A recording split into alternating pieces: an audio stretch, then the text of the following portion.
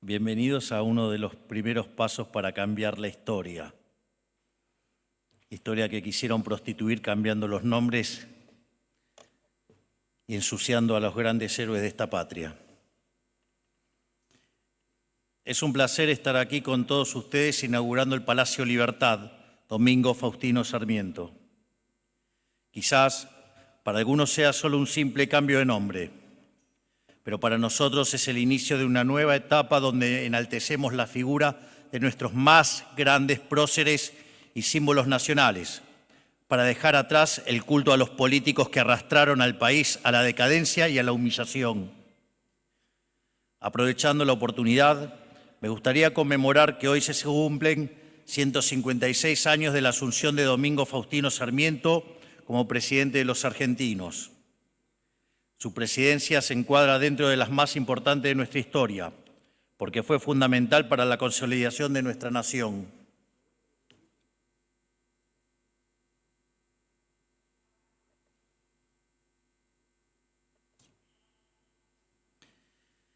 Sarmiento tomó un país con una tasa de analfabetismo del 90%. Construyó 1.800 escuelas y cuadruplicó la población escolar. Y producto de tanto de su propuesta educativa como del progreso económico que aquella generación liberal aseguró, algunas décadas después, la Argentina se convirtió en el primer pueblo de la historia humana en erradicar el analfabetismo. O sea, literalmente hicimos civilización de la barbarie. Casi que les diría que, sin lugar a dudas, fue el primer gran pensador que desarrolló la teoría del capital humano, que tanto los liberales, por ejemplo, como el profe Espert, tanto admiramos a Gary Becker, que fue quien lo plasmó en el análisis microeconómico.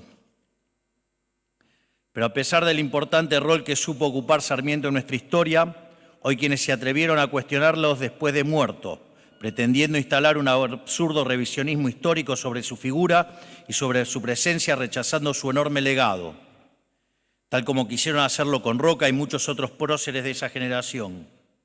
Los mismos que llevaron a cabo el intento de demonización contra el padre del aula son los que ahora pretenden rasgarse las vestiduras por la educación y toman a los alumnos de rehenes en sus desesperados intentos por mantener sus privilegios. Y también estos mismos quienes promovieron el modelo cultural, social y económico que atrasó a la Argentina al desastre durante las últimas décadas. Solo para ponerlo en datos, para que vean el desastre que han causado, contaminando de socialismo todo lo que tocan. En función de las pruebas Aprender del 2023, hoy sabemos que de los chicos del primario, cerca del 40% tiene un mal desempeño en lengua y cerca del 50% un mal desempeño en matemática.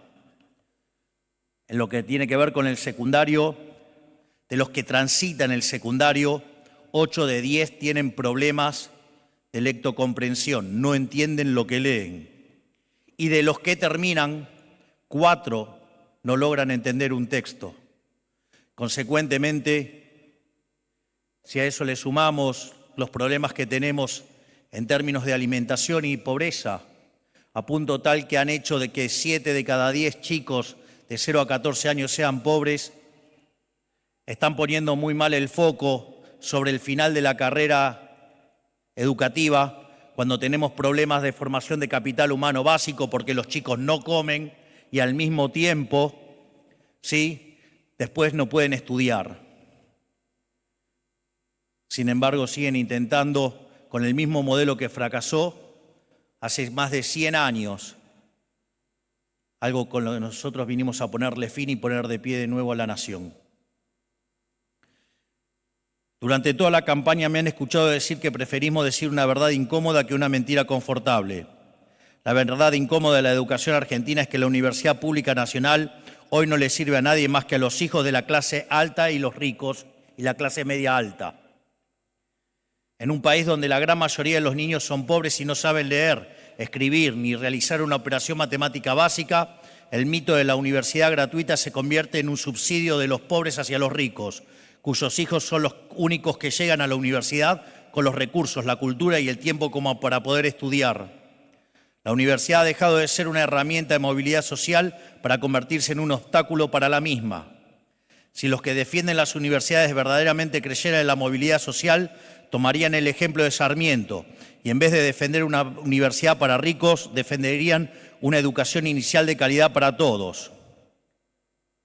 Y además podrían permitir que se los audite, ¿no? Porque acá no está ni en juego la cuestión de la universidad pública y gratuita. No está en juego, no está en discusión, no es parte de discusión. La parte de la discusión es que los recursos son escasos y bajo cualquier consigna siempre robar está mal. Queremos terminar con las filtraciones del dinero que entra en la universidad y lo que verdaderamente llega a los alumnos y lo que llega a los profesores. Y no lo que se queda en el medio, por ejemplo, con autos caros de $90.000 y tremendos choferes que cobran 13 millones de pesos, ¿no? Por eso los queremos auditar, no porque querramos cerrar las universidades como le mienten a la gente, sino porque además la queremos cuidar, cuidando los recursos, y para eso hay que auditarlas. Pero como diría el principio de revelación, si no quieren ser auditados, debe ser porque están sucios. Por lo tanto, señores, dejen de engañar a los argentinos y díganles la verdad, que no quieren ser auditados para mantener sus curros y que de esa manera utilizan y prostituyen una causa noble para seguir defendiendo el robo de algunas agrupaciones políticas.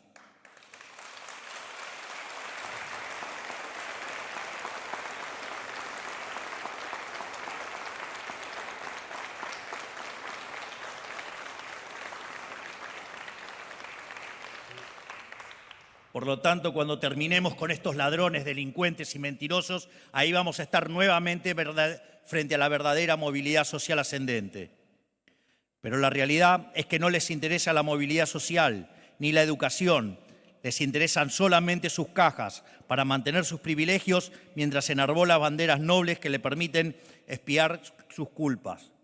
Bueno, a nosotros sí nos interesa el progreso. De hecho, varias veces he mencionado que como economista yo he decidido especializarme sobre crecimiento económico. Digamos, el primer modelo formal, por decirlo de alguna manera, y testeado, digo al margen de que Adam Smith había desarrollado un modelo y distintos autores, pero quien lo plasma formalmente un modelo fue Robert Solow, en el año 56, y lo testeó en el 57 y el modelo solamente explicaba el 15% de crecimiento. Entonces, desde la Universidad de Chicago, George Stigler, ¿sí?, que era el jefe del Departamento de Economía, le dijo, el problema es que el modelo no mapea porque omite el capital humano. Y ahí salieron dos líneas de análisis de capital humano.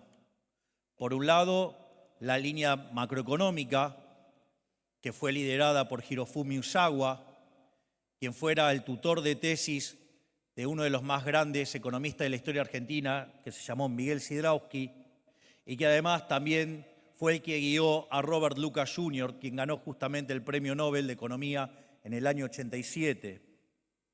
Y por otro lado, la línea de capital humano a nivel microeconómico, que fue lo que desarrolló Gary Becker.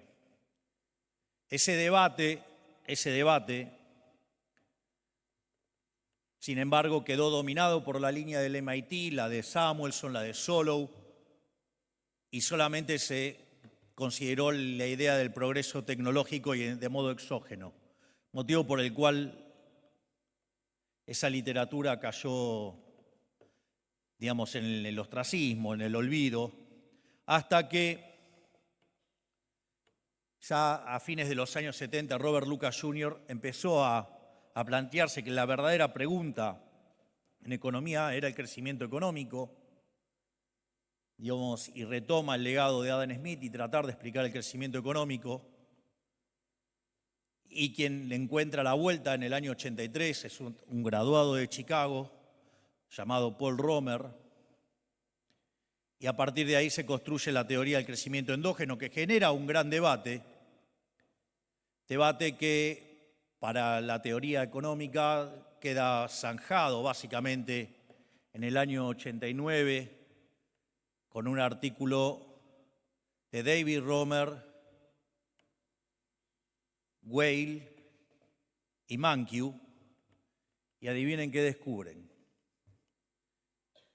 Que cuando meten el crecimiento económico se explica cerca del 90% de lo que ocurre en el crecimiento económico de un país. Es decir, que, con lo cual, si hay alguien que está convencido de la importancia del capital humano, soy yo. Si hay alguien que está convencido del valor de la educación, soy yo. Y por eso creé el Ministerio de Capital Humano. Dejen de mentir, delincuentes que no quieren ser auditados.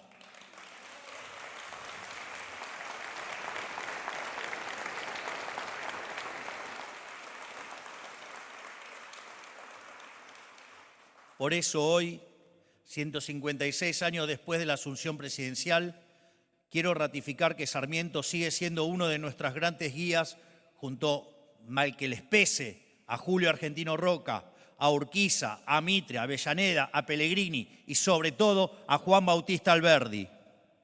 Porque tenemos la titánica tarea de volver a sentar las bases para el desarrollo económico, social y cultural de la nación, tal como lo hizo aquella generación de patriotas, que no son otra cosa que las bases para el ejercicio pleno de la libertad de cada uno de los argentinos. Esa es la única manera de honrar a nuestros próceres, con una obra a la altura de la suya, que coloque al país en la senda de la prosperidad nuevamente, y no vamos a parar hasta lograrlo.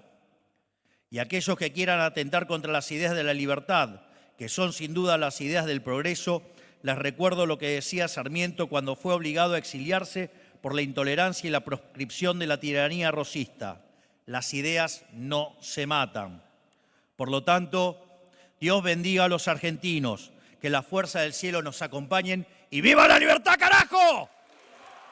¡Viva la libertad, carajo! ¡Viva la libertad, carajo! Muchísimas gracias.